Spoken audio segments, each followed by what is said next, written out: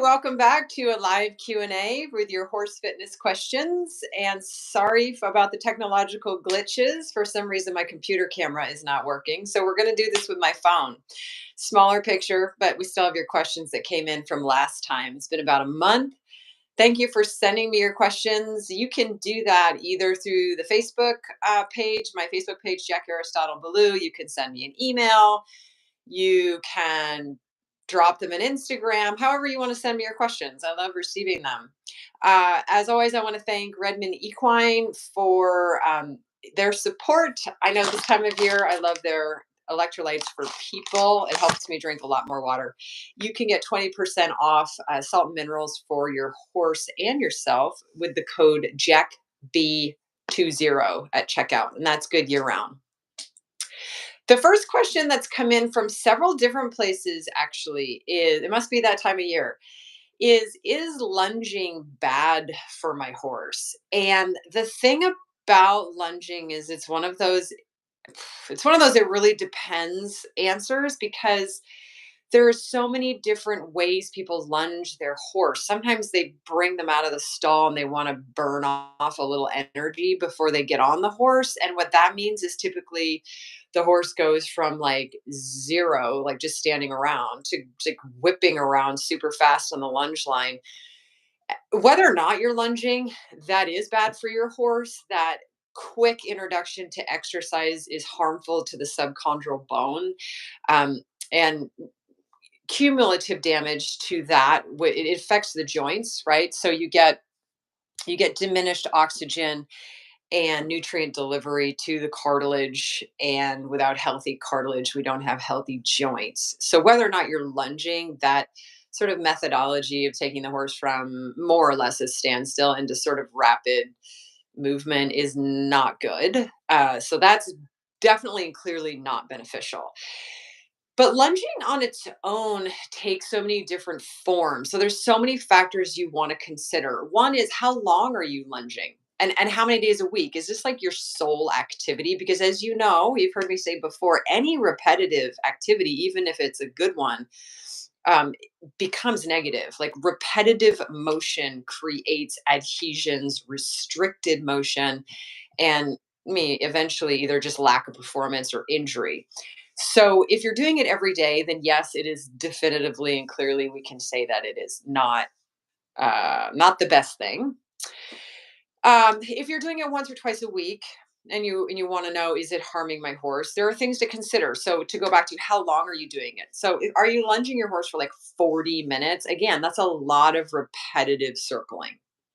Or do you have a horse that's not currently being ridden because it's rehab, or it's a young horse and you can only do ground activities with the horse? Maybe that means you're coming out and you're doing cumulatively 10 minutes of some circling. That's going to be less harmful. And hopefully those circles are broken up with other work. It also depends, obviously, the depth of your footing. Okay, the firmer your footing, the harder, the more uneven the footing, the more uneven the loading impact on the hoof, and that's where you start to hear about how lunging can be bad for young horses. It's that they don't have good balance yet. They tend to lean in kind of like a bicycle that takes a corner, or a motorcycle that torques their lower joints, the pastern, the hoof capsule, and you end up potentially with some really negative implications of that, just the leaning in on circle. And that is worsened on harder ground. In a softer ground, the foot has more uh, ability to shift around and adapt to the surface. That said, if your surface is really deep, then you set yourself up for soft tissue strain. So the deeper the footing, the more you're going to affect soft tissue. The harder the footing, the more you could potentially negatively impact hard, bony cartilage tissues. But you do want to take that into account. Are you always lunging on the same surface? What kind of surface? How long are you lunging? And then the last one I tend to factor in is, do you have restrictive aids? I'm not a huge fan of side reins and all the lunging gadgets, despite what people will tell you they do, or how they strengthen the horse. I'm not. I prefer the horse to be as naked as possible with a lunge cavesson and the handler trying to help them be in a helpful body position. And what that means in my world is limited repetitive circling. So I know I'll probably horrify some of the people who teach proper lunging technique where you stand, perfectly stationary yourself and the horse makes this geometrically beautiful circle over and over and over. From a physiological standpoint, if we are asking, is this a harmful activity to do with my horse repetitively? The answer to that is yes. You want to break up those repetitive circles. So I move around a lot when I'm lunging my horse. It's not lunging in and of itself isn't harmful to your horse. It's kind of like how you apply it. So if I have a horse, I'm doing a lot of groundwork, which encompasses lunging. I'll lunge the horse maybe 5 to 10 circles around me at whatever gait we're in. And then I might jog alongside them so that we can make a straight line for several meters. And then maybe I make another circle and then I jog alongside them to make another straight line. Lots of transitions between gaits, lots of changes of direction. So, a lot of changing the stimulus that's going to help mitigate the negative impacts to the horse that come from that strict lunging protocol that many people have in their mind. So I talked about the damage that can come to the a lot of compelling research that when it's overused. So when I say that, just to give you some general guidelines, overusing would be, 3, 4 days a week for, week after week after week. That's a lot of lunging. The horse can develop asymmetry in its back. So if you think of how it would counterbalance itself if it has an asymmetry, and most horses do, when you put them on a curve line, the outside of their back, typically on the weaker side, but not always, sometimes it's the stronger side, will hypertension as a way to balance out the forces of that curved line. So if you do too much of it, you can end up like deeply embedding these asymmetrical patterns and or creating more asymmetry in the long back muscle, which most people are trying to do the opposite when they're lunging. So that's another thing to just have in mind when we talk about what are the negative implications of lunging. In and of itself, it's not terrible, but find ways to break it up. One of the things I recommend to people is if you know you're going to come out, you have like 30 minutes to work with your horse. And again, it's a situation where you're not riding the horse, you can only work with it on the ground. You don't have to go immediately to the lunge circle. Like you should be walking your horse for 10 minutes anyway, as a good proper loosening the body, getting the blood flow, getting the joint fluids lubricating. Use that time to do straight lines in the walk portion. Don't go immediately to your circle. Walk straight lines, some ground, some walking beside your horse, changing the speed, walk stop transitions, and then maybe make your way to the circle for lunging. But maybe only lunge 5 to 8 minutes at trot and break it up with, then walk again and break it up with some straight lines. Then maybe you return to the circle for some cantering. But that just gives you some ideas about how to break it up because, yeah, on its own, it's not the most positive exercise. And even though the horse might not outwardly complain, it's not the most beneficial for their body. So that's my super, super long answer on the question I get asked frequently, which is lunging, bad for the horse? It depends on so many factors. And again, it's a being clear on how you're approaching it. So, going to move along. I also have had, I'm not going to spend a lot of time on this one because it is so horse specific, but I've heard from a couple of you. In fact, I worked with a few students recently that had horses who were just learning how to carry themselves in a better balance with a rider. So, round their top line and not go around all hollow like a giraffe. And partly this is a skill for the horse. There is a physiological adaptation that needs to happen for the strength and the balance and the coordination of carrying their top line rounded with a rider on board. But partly it is also a skill as they learn what cues we're giving them and what our intention is with those cues to, you know, tone up the core and lengthen the neck and reach out towards the contact. So as they learn those skills, there is a little bit of bobbing around that can happen. And that's so normal. And that's the point that I wanted to make. A lot of riders, they get initially excited when, they'll bring the horse in the arena and it's going around really hollow. And then we work together to get the horse in rhythm and start to maybe organize his body a little bit. And then the neck starts to come down and the horse comes on the bit.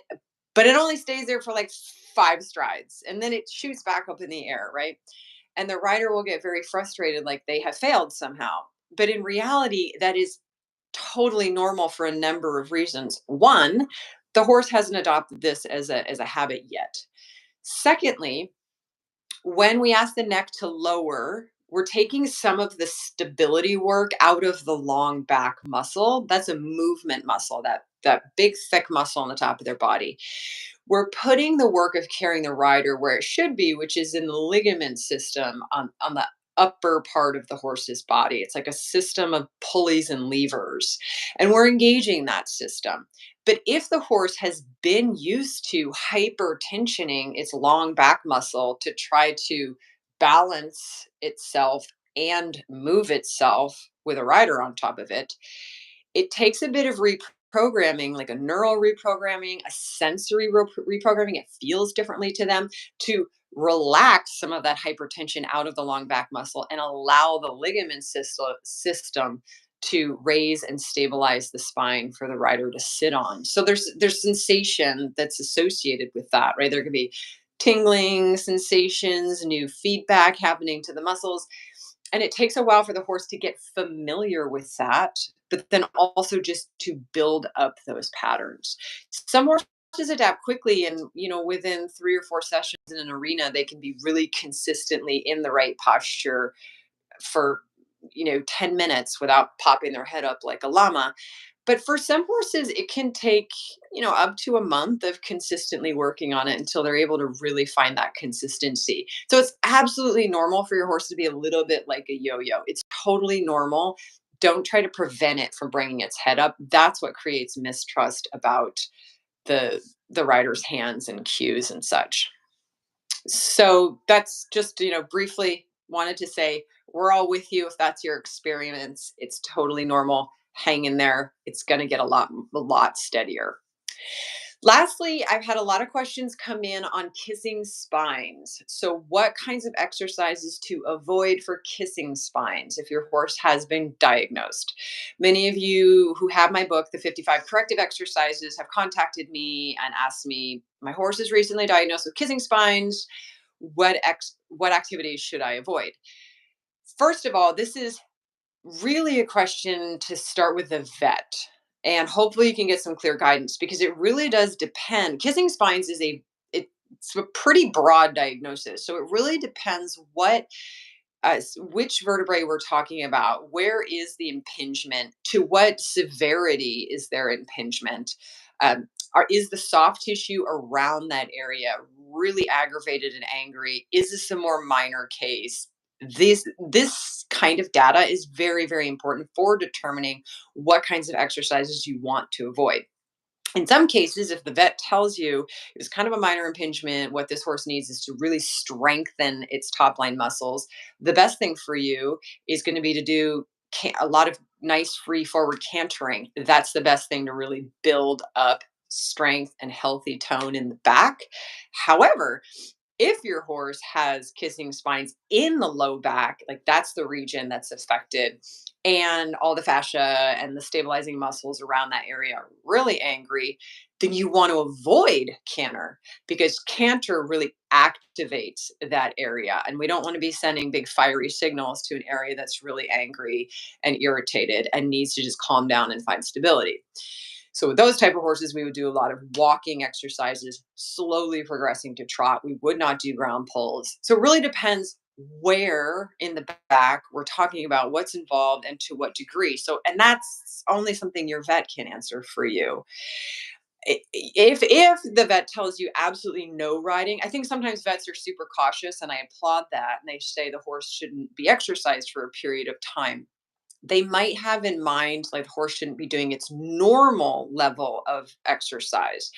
But a lot of times, like walk only riding sessions are going to be more beneficial for reconditioning the horse than the groundwork that a lot of folks are able to do, unless you're super skilled at ground driving, long lining the horse, and are able to, as I talked about in the lunging and in my lunging spiel that I just gave, unless you're really adept at and skilled at moving the horse around on the ground and getting the conditioning it needs. A lot of walk-based riding can be deeply therapeutic for the horse, but sometimes vets might not perceive that's what you're going to go do with the horse. So get really clear on those sorts of answers. But in general, very generally speaking, if your horse has been diagnosed with kissing spines, the things that you're going to do when you do reintroduce riding, when that is appropriate, you're going to ride in a light seat, so that might be a 2 point position or your weight totally off the horse's back.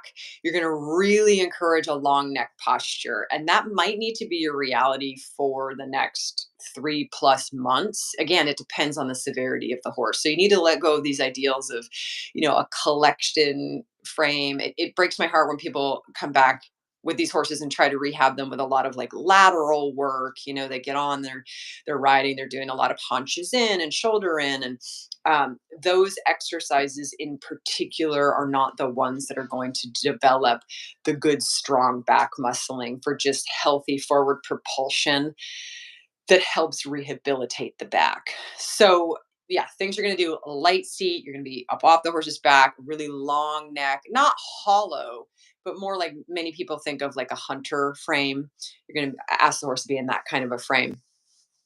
Again, depending where the impingement is or was, just nice forward cantering is very therapeutic for these horses. Oftentimes, not collected cantering, just nice rhythmic forward cantering. So again, those are my general guidelines for kissing spines. But at the end of the day, fitness always helps these horses. So even if your horse has had a severe case, maybe they were prescribed a very long layup, if and when you're able to start groundwork and start moving the horse around, you absolutely want to do it, because even if you're not doing like high level exercises, remember that the metabolic processes that support strength and muscle gains that we are eventually going to want to make for that horse once they are, fully healed and cleared, and hopefully they do get to that stage where they could start gymnastic work again. If you don't have all the muscle enzymes recruited in the body that we need, that come from just consistent low aerobic activity, you don't have the mitochondrial density, the capillary density, you're not going to have good muscle function.